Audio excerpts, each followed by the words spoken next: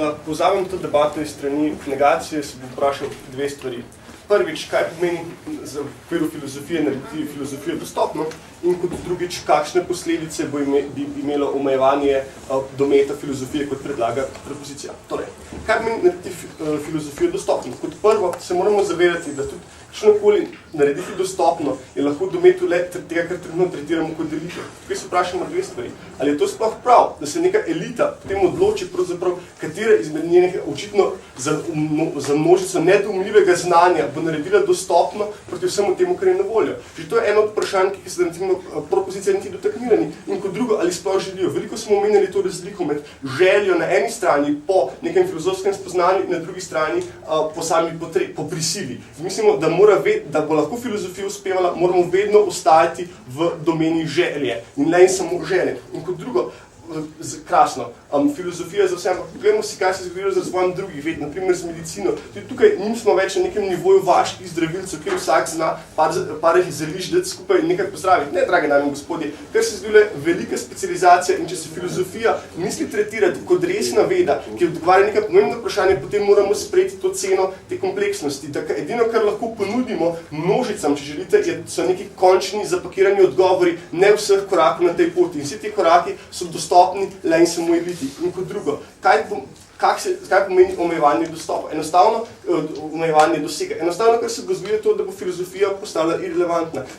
Vsa zanimiva področja za poprečnega človeka bodo zasedle druge vede, ki se bodo lahko kitile z zapletenimi izrazi, lepimi grafi in slikcami, enostavno bodo potegnile pozornost. Filozofija pa bo ostala le in samo še pomenkovanje ob pivu. Kot se to morda v tem trenutku in zvečer zdi mikavno, ampak je res to edina stvar, na katero želimo zreducirati filozofijo. Hvala lepa.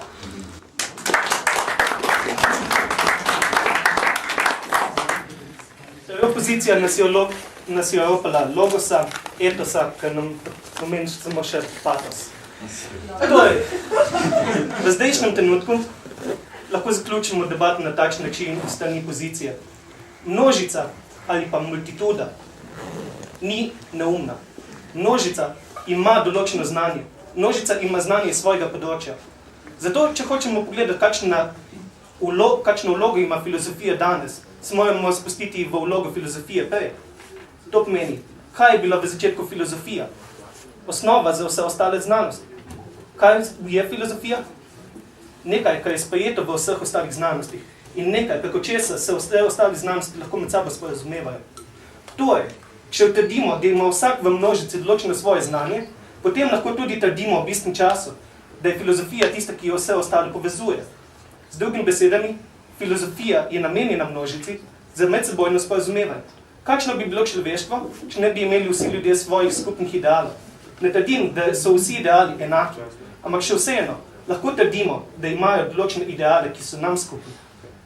Množica lahko filozofijo uporablja samo v primeru, če je namenjena.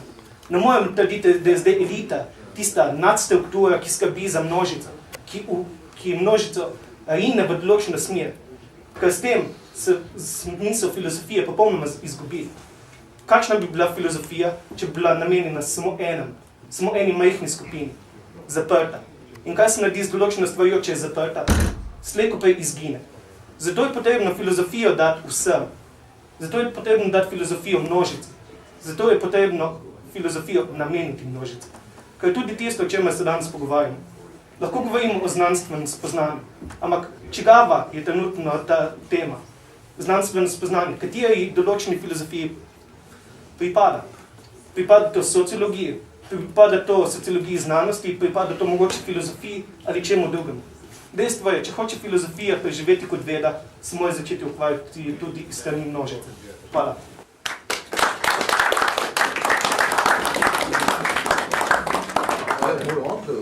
Ne, jaz ne bom nič odločil, jaz mislim, da se je že vsak odločil do svojega govoriti, o tem se lahko polemizira zunaj te dvorane.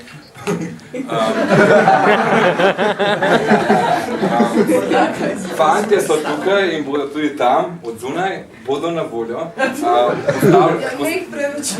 Postavili smo en pogoj, eno pivo, en odgovor.